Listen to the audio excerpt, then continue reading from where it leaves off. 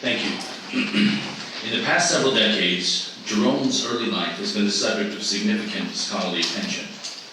Beyond the dating of his birth, early education in Rome, and social and ascetical circle in Aquileia, his time at Antioch has been a fruitful field of inquiry.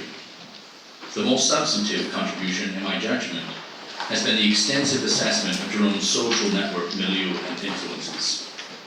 This paper draws from this scholarship, as well as Jerome's own writings, to consider his early understanding of society and the church. There are several caveats and limitations that are necessary for me to provide. The first is that such a topic invites overgeneralization, or conversely, amplification of details. For example, one might say that Jerome has an ascetical view of society, a claim that is vague and a non-descriptive focal. On the other hand, one might say that Jerome wanted to literally make new cities in the desert, which, while certainly a powerful image, should not be load-bearing evidence of Jerome's view of society. An additional caveat is that one's social view may change, evolve, or be inconsistent. I'm fully aware of this. Yet, these potential factors also qualify assessments of Jerome's motivations and self-presentation. Even a purely Foucauldian interpretation is subject to the inconsistencies of change. To avoid overgeneralization and to account for significant alteration in Jerome's life, namely his expulsion from Rome, I have limited this paper to the terminus ad quem of 382, when Jerome arrived in Rome. My limited objective is to account for, or at least present, a preliminary hypothesis of Jerome's view of society or social vision in relation to two phenomena. One, his articulation of the aim of asceticism and monasticism, and secondly, his high or prevalent view of the church.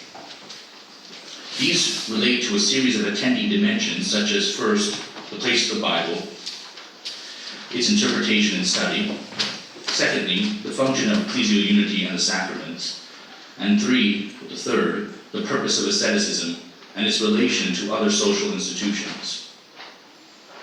While it is impossible to treat all of these fairly and thoroughly, it seems that a consideration of Jerome's early understanding of society and the church may shed light on his writings and thought, and perhaps some context for his later controversies, such as with Ljubljana and Vigilantius. Jerome's education in Rome certainly put him in contact with important and influential individuals, such as Clemmons, Hieronymus, and Rufinus. His conversion to a kind of asceticism would put Jerome in the circles of many other prominent individuals, such as Melania the Elder, Evagrius of Antioch, and possibly even Eusebius of Vercelli. Through his patron Evagrius, Jerome was drawn into yet other circles, which in the time frame we are discussing included Pope Damasus, Paulinus of Antioch, Apollinaris of Laodicea, and Gregory. Jerome's growing circle indicates that he socialized or found such networks useful. It does not, at first glance, indicate his view of society. Behind these circles and social networks is a different variable.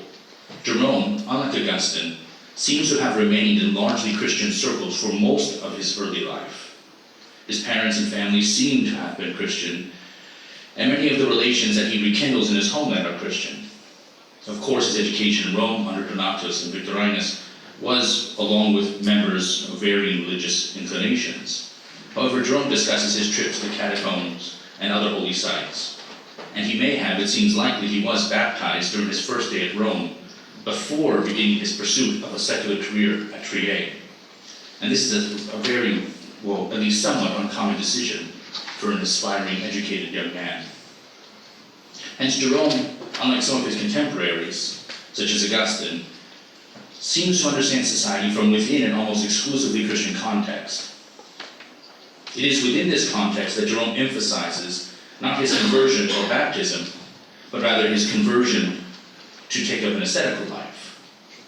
The contrast with Augustine is clear. However, there are also many similarities. For both individuals, the commitment is to a certain way of life. For Jerome, this is also a social commitment. Jerome likely went back from Trier to a kind of ascetic community in the large metropolitan of Aquileia. Jerome's embracing of a kind of ascetical monasticism was more than simply undertaking a private practice of piety. At this time in the 4th century, especially in the Western Roman Empire, asceticism was bound with support for Nicene orthodoxy. This is further witnessed in the most significant and paradigmatic text of the movement, the Vita Antonii. Philip Rousseau describes the Vita Antonii as, quote, an asceticism to the politics of the Church, which produces a new program of pastoral organization and government, end quote. Therefore, while Jerome was not a cleric at this point, he may have seen himself, like his patron Evagrius, as an ascetic defender of Nicene orthodoxy, drawn into the very workings of the Church. We see this in his early letters, such as Epistle 7, which show the importance of the authority and theological ruling of the bishop for Jerome. That asceticism may be a social vision is, I judge, clear. In fact, some scholars have argued, I think rightly, that Jerome's expulsion from Rome in 385 was precisely related to Jerome being a standard bearer for a certain kind of socializing form of monastic asceticism. Not only did Jerome espouse his view, but he actively recruited and proselytized. But can this observation, which draws from Jerome's writings in Rome and his expulsion therewith, be bent back to his time in Antioch? Concerning his earliest epistles, 1 through 17, which provide evidence from this early period of Jerome's career, some caution is necessary. Andrew Kane has argued for the inherent self-interest, for the inherent self-presentation of these early letters. Specifically, as Jerome edits and compiles them, quote, after the 370s, though based on chronology that De Viris Illustribus, we may say as early as 378. It is undoubtedly true here that Jerome fashions his presentation. Yet, these letters also reveal the contingency of Jerome's ascetical vision. That is, Jerome did not undertake his asceticism in strict isolation. His time in the wilderness of Chalcis, be it 2 or as many as 4 years, was more than an essay in a fashionable trend. This becomes all the more apparent if we presume he left a corporate asceticism in Aquileia and continued to live a convincingly ascetical life in Rome and Bethlehem thereafter. Moreover, while Jerome praises the solitary austerity of friends such as Venosus, who lived on the uninhabited island, or an uninhabited island, he is also familiar with forms of asceticism that are clerical, episcopal, and lay, that all remain social whilst cultivating isolation. In the Altercatio, Jerome praises the Orthodox monk bishops Eusebius of Vercelli, Athanasius, and Hilary of Poitiers.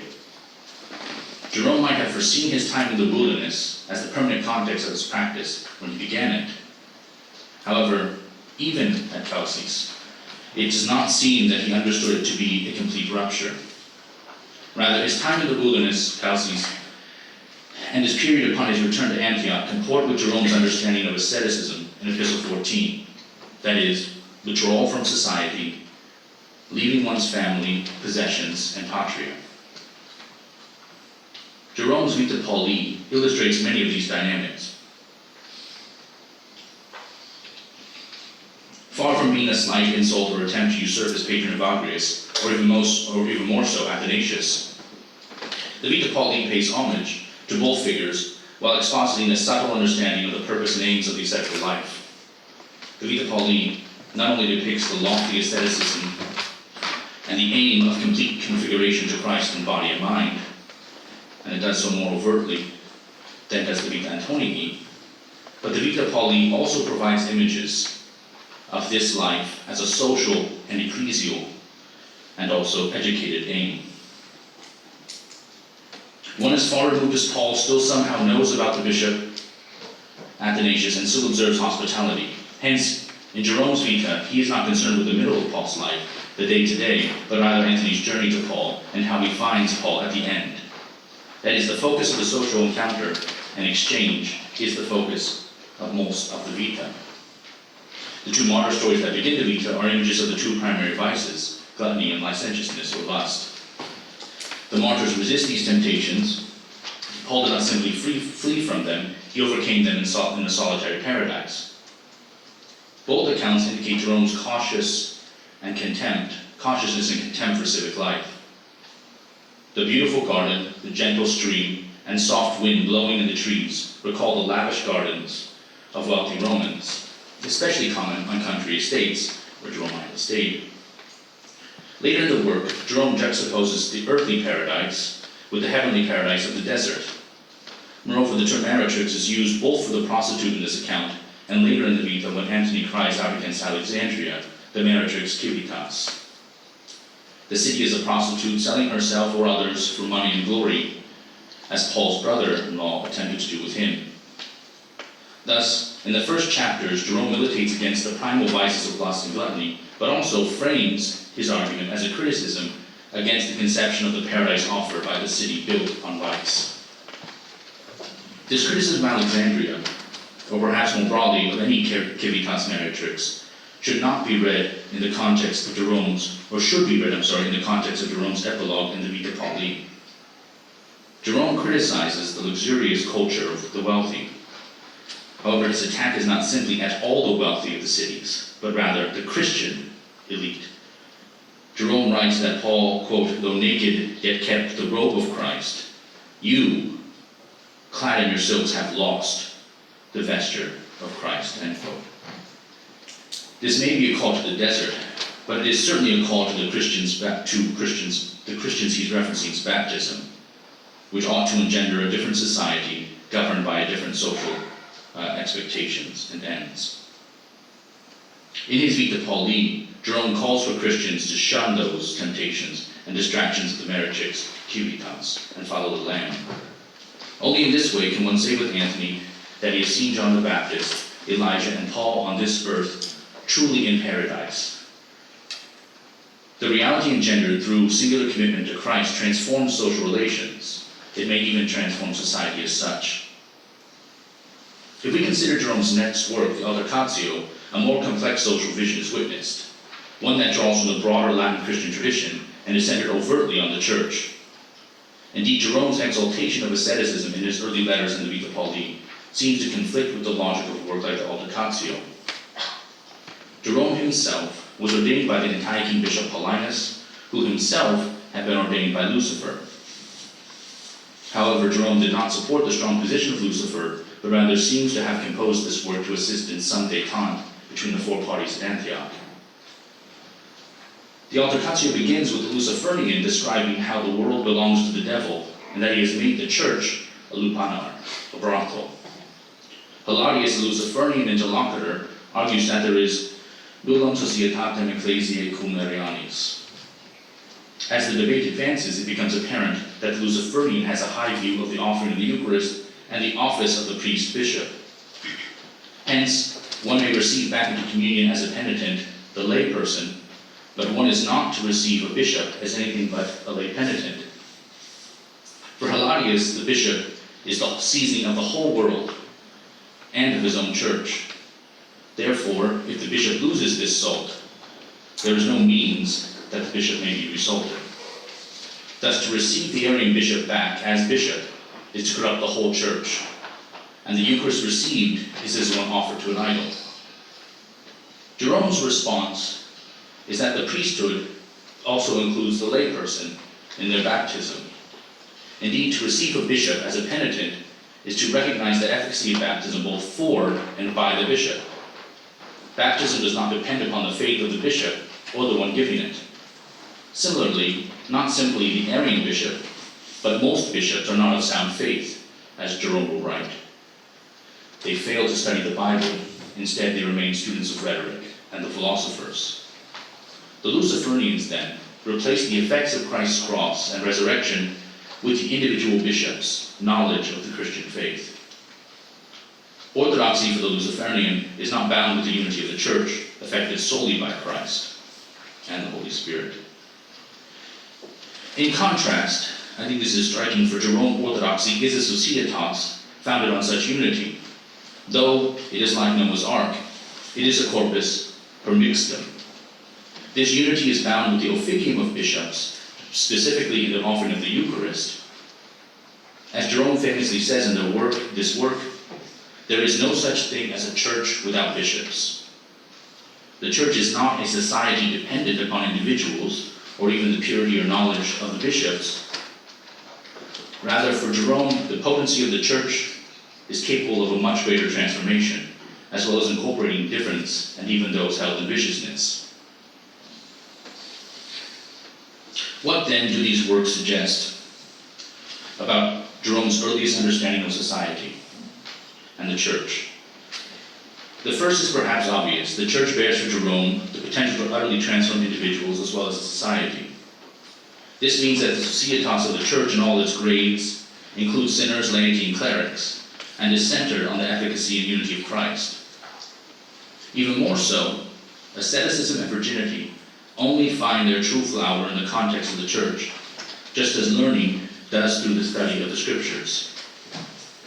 Hence, Jerome has a high view of the clergy only insofar as they are commissioned with certain tasks, and as they are signs of unity and of transformation within the Church. As Epistle 4 and the Altocatio suggest, Jerome understands the individual cleric or lay within the Church to be granted the opportunity for radical transformation. Yet Jerome does not seek to collapse lay ascetic piety into the clergy. The ascetical aim, that means its benefit, is possible for anyone. It does not rest on the cleric, though what the bishops and clerics offer, baptism and the Eucharist, and what he signifies, unity, are both central to Jerome's social vision. Thus, to conclude somewhat, it is hard to separate Jerome's view of society from his understanding of what is transformed and flourishes through, though not necessarily in, the Church. It is this expansion beyond the ecclesial that we see in Jerome's Tendentious Chronicon, or addition to the Chronicon, and promise to compose a new history on Gratian and Theodosius. Yet all of this is within Jerome's almost, at times, insular Christian context. It is thus in this qualified view of society and the positive and transformative context of the Church that we might perceive an enduring Western understanding of asceticism that Jerome has passed down. Thank you.